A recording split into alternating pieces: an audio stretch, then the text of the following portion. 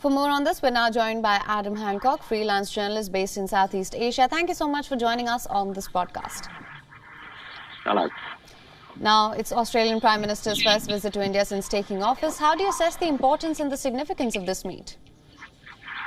Well, I think it's very significant, really, because it's another step in the growing relationship between Australia and India.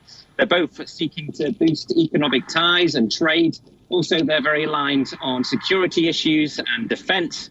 And they're also both part of the Quad Alliance as well, along with Japan and the United States. So I think it's a very significant moment with Albanese visiting India for the first time as the Australian Prime Minister.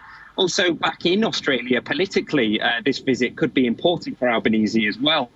Indians are now the second largest immigrant community in Australia. And it was increasingly interesting during the last election campaign that both parties were trying to appeal to the Indian audience in the country. And no doubt this visit and this growing friendship will also help that.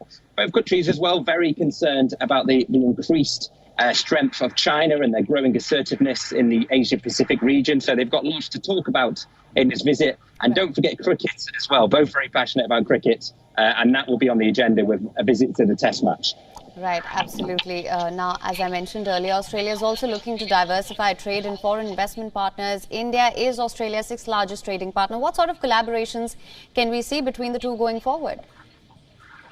Well, I think they're both working their way towards another free trade agreement and signing some deals.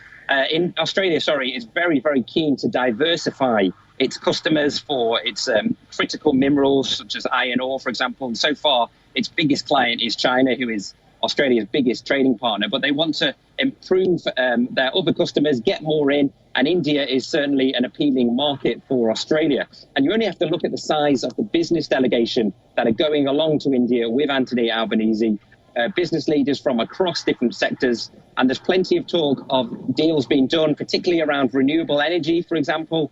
Australia also hoping to export some iron ore to India. So there's going to be a lot of economic talk over the next few days as they try and really improve at trade. At the moment, I think it's something like only 7% trade between Australia and India compared to Australia's 27% with China. So there's no chance that India is going to overtake China in terms of importance when it comes to trading partners. But they certainly want to improve those economic links between both countries.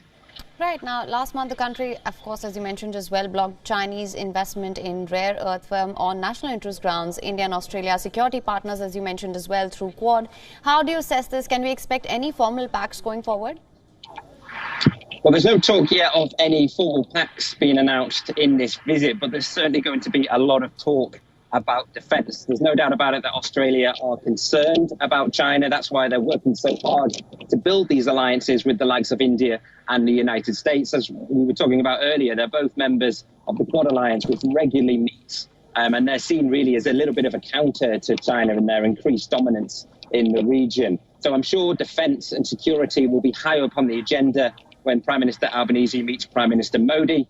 And there is talk on the subject of defence that after this visit, Anthony Albanese reports in Australian media that he's set to visit the United States for more information on that AUKUS deal between Australia, the United Kingdom and the US. So unconfirmed reports at the moment, but it does seem that Australia is trying to bolster its defence capacity. All right, Adam Hancock, thank you so much for joining us on this broadcast with all your insights on this. Thank you.